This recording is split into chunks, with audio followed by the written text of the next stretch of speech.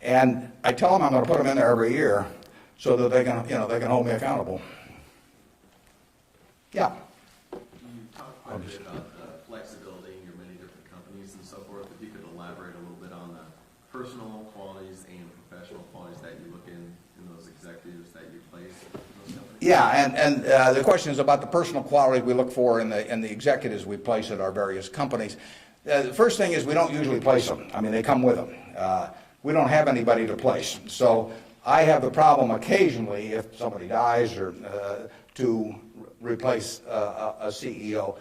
But most of our CEOs came with the deal. Clayton Homes, which we're buying, comes with Kevin Clayton running it. We will put no one in there. He will run the place just as before. But in terms of the personal quality, when a seller comes to me with a business, whether it's Clayton or any of the others, Ike Friedman at Borsheim's, Mrs. B at Nebraska Furniture Mart, when they come to me, the first question I have to ask myself, because I'm counting on them to run the place, I have to decide, do they love the money or do they love the business? Now, there's nothing wrong with liking the money. I mean, they all like money, but they've got to love the business. They've got to have a passion for it. Because if I give them a whole bunch of money and they love the money and they don't love the business, no matter what they tell me, 6 months from now they'll be gone. I mean, they'll just all of a sudden say, why am I getting up at 7 in the morning just so I can send a lot of money to Omaha? I mean, it won't work. So they have to love the business. I mean, I want people with a passion for the business. I used to say that I had a one-line employment form, one-question employment form. The question was, are you a fanatic? If you answered yes, you got the job. Because I want somebody who's fanatic about their business. I mean, you want people that love teaching if you're in a classroom. If they don't have the passion for it doesn't work very well. So now, if they've got the passion, and our managers do, but not everybody would. The financial operators don't. We've never bought a business from an LBO operator or a financial operator. They don't give a damn. I mean, all they want to do is make sure your check clears, and they're gone. And it isn't going to work if we try to buy from them. So we buy from these people who love their businesses. And then really my job is just to make sure that I don't mess it up and create conditions that cause them to quit loving it for some reason, because they come in loving it.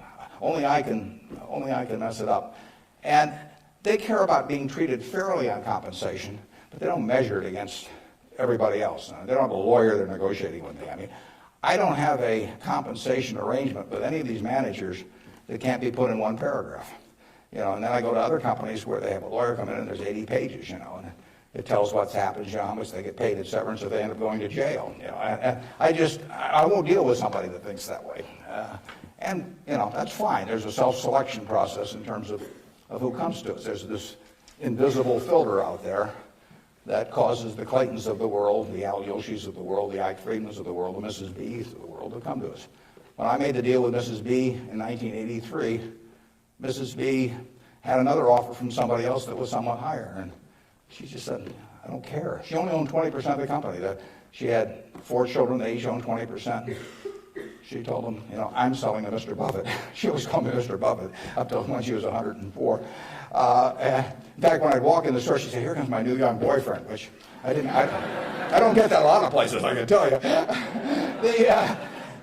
But she built this thing. She came over here in 1921 or 2. She landed in Seattle with a tag around her neck. She couldn't speak a word of English. Said Fort Dodge, Iowa. She couldn't communicate. She just had the tag. The American Red Cross got her out to Fort Dodge. And for 2 years, she got no place because nobody spoke Russian or Yiddish, actually. And so she moved to Omaha just to be around some other Russian Jews who she could at least talk to. She learned the English language when her oldest daughter, Frances, would go to school and come home at night and teach her the words. And she started out and she started sending $50 at a time over to Russia to bring her siblings. She had 7 siblings, and her mother and father to get them over here. After 16 years, she brought all the family over. She saved $500 in 16 years, peddling used clothing, whatever. And she started in the Nebraska Furniture Mart with that $500. And it's now the largest home furnishings complex in the world. And it all came from the $500 and a very, special woman. And can you imagine building something like that and selling it, to some financial operator who's going to resell it, and try and go public with it a couple of years later. And it meant something to her. She wanted it to continue like it has continued. And those are the kind of people we want to attract. It isn't so much me selecting them, it's them selecting Berkshire.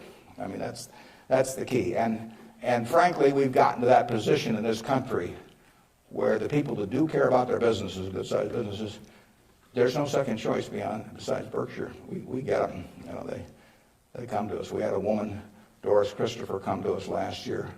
Doris Christopher, in 1980, had 2 little girls, lived in Chicago, lived in a probably $20,000 house. And she and her husband both worked.